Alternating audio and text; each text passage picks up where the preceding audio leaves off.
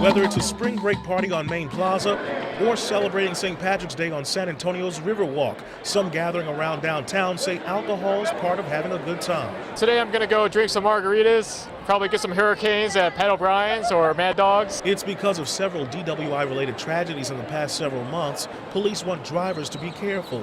The district attorney's office is confirming 51 suspected drunk drivers had mandatory blood draws at the magistrate's office since No Refusal Week kicked off for spring break on Friday. Well, I think it's a good thing. It keeps our roads and highways safe. And then there's this man, Carlos Vara. Today, a jury took only 30 minutes to find Vara guilty of DWI in the first No Refusal blood draw case to go to trial. Vara was arrested 2 years ago after swerving his car across a yellow line, nearly crashing into a car and running a stop sign. Blood tests showed he had a .22 blood alcohol content, nearly 3 times the legal limit. DWI patrols will be out and looking tonight, trying to make sure everyone gets home safe. Well, you know what? I'm not a believer in drinking and driving, so that's why I'm staying at the Marriott tonight. I'm going to go have a good time and then spend the night down here in San Antonio and drive back safely tomorrow. The faithful flocked to the small church early this evening to celebrate their leader and the shepherd of their faith. I couldn't believe it. I could not believe that, he was gone at such an early age, and I know that being a priest meant everything to him. Hundreds filled the sanctuary to honor and pray for Father Edwin Vigil. Those who knew him say he touched many lives throughout his service, though he was ordained less than 4 years ago. I think he had a sense from a very, very young age that this was his calling, that this is where he was going to find his fulfillment in life. He was a wonderful person. He was a caring young man and encouraged all the boys at the seminary, especially my son. He was very, very close to him. Parishioners say he lived his life for the church, and his untimely death is a profound loss for everyone he loved and served. I'm sure there was a lot of him that we all could have learned from. His work was really critical to this community, and I think his loss is something that's powerful and painful for a lot of people. Lauren Lee, News 4 WOAI. Constable Mark Bobadich let us go along with his team as they searched for residents. No roof, but I guess it cuts down the wind on 3 sides. No one was home when we went by, but it's clear people live here. This area normally supports 10 to 15 people during the summertime when it's warmer. It's estimated that there's about 2,000 people that sleep on the streets at night in San Antonio every night. You can tell this site has been claimed and marked with a flag. Walking onto the property is like walking into someone's home. Instead of a welcome mat, there's a welcome note written on a wall, a stern warning for visitors. One of the most amazing things about seeing a place like this is actually realizing that someone's entire life is inside this tent. You have bedding, you have backpacks for storage and travel, and you also have food being kept in plastic bags. Salt, pepper, crushed red. Officers only found evidence that 3 people live out here right now, but as the weather gets warmer, the tent city's population will grow.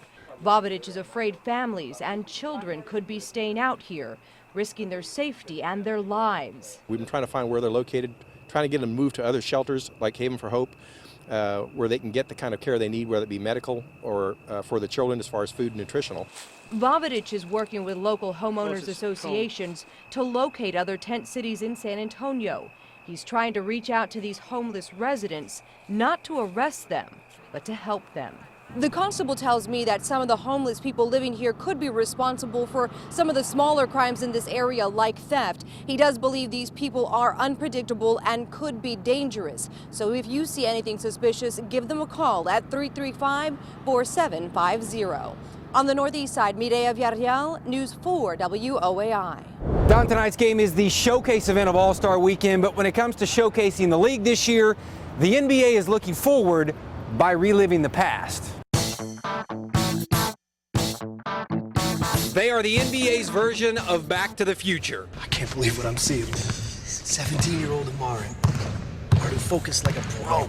10 years you'd be taking that J train straight to the garden. A series of NBA commercials have become the talk of television. The ads show time travelers turning back the clock when some of the NBA's biggest stars were just teenagers. When I seen it, it was amazing. So They did a good job. They're cool. They're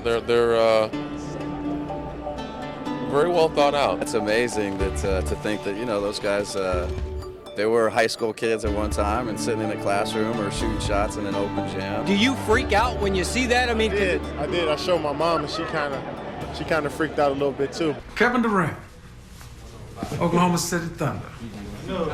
You've never heard of them, huh? You're gonna be playing for them in 5 years. It's crazy. It's crazy. I'm still trying to figure out where they got that footage from. You're gonna play with some of the best young players in the world, like Russell Westbrook, Serge Ibaka. I know, those names mean nothing to you now, but they will. We'll love you in OKC. The ads blend current actors with old video. What's real in that and what's not? The guy there is not real. I really don't know who he is. It's weird to watch it and see how they stick somebody in there and have them talking to the person.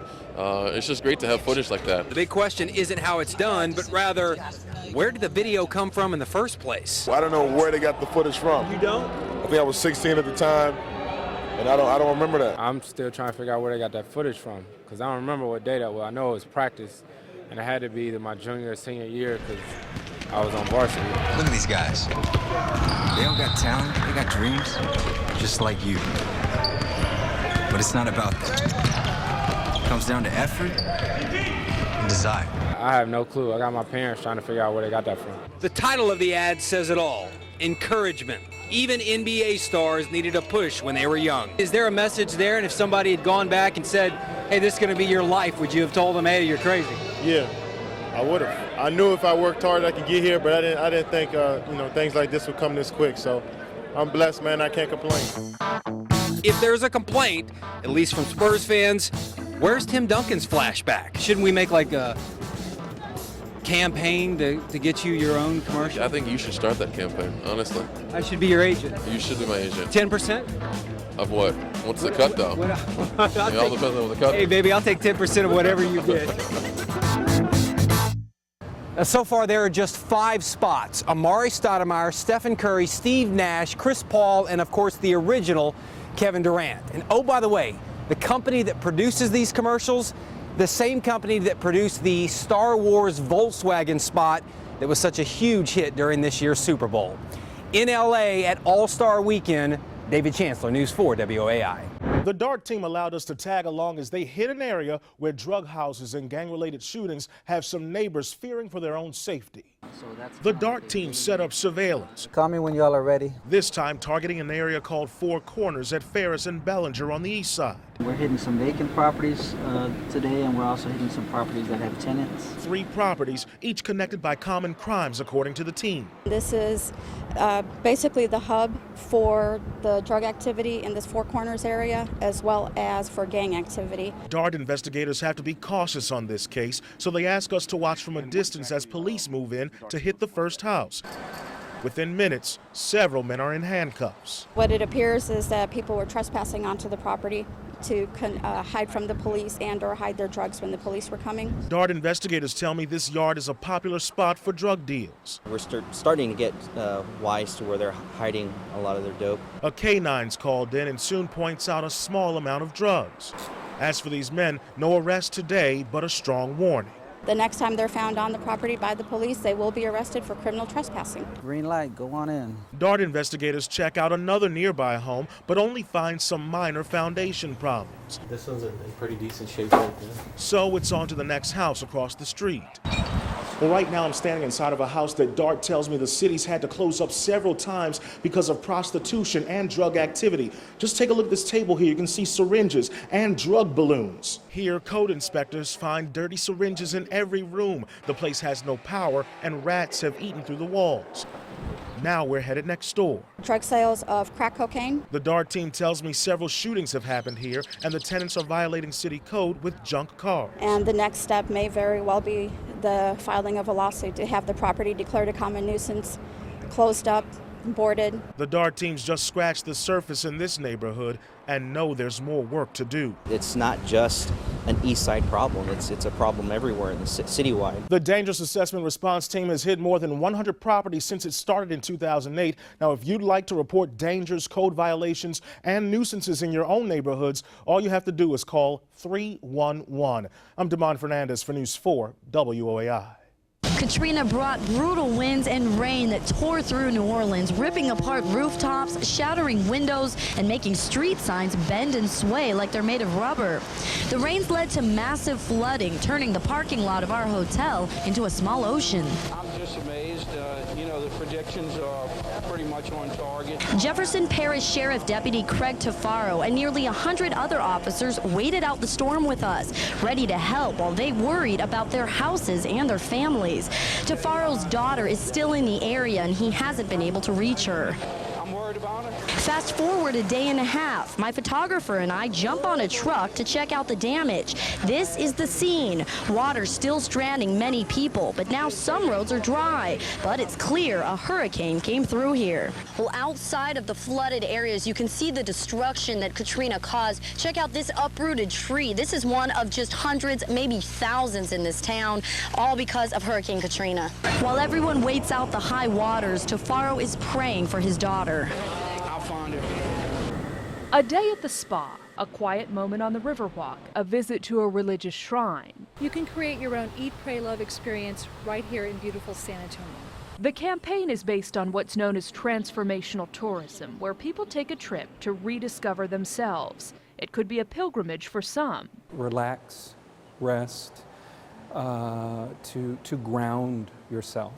There's many places like that in San Antonio. Isn't that beautiful? This year, nearly 2 million people are expected to visit the San Antonio missions. Being in a place like this gives you a sense of religion, I think, in a broader context than just where you spend an hour a week on Sunday. Religious tourism is a top trend in the industry right now, and this year visitors to the missions are expected to spend $200 million in San Antonio. While spiritual renewal is a part of the campaign, it's not the only focus. Part of it's also about attracting visitors who just want some time for themselves. Hotel managers see it as an opportunity to bring in new guests with special packages tied to the campaign. I think if we were able to book a dozen or so packages for 3 or 4 weeks, generally we would consider that to be a pretty successful campaign.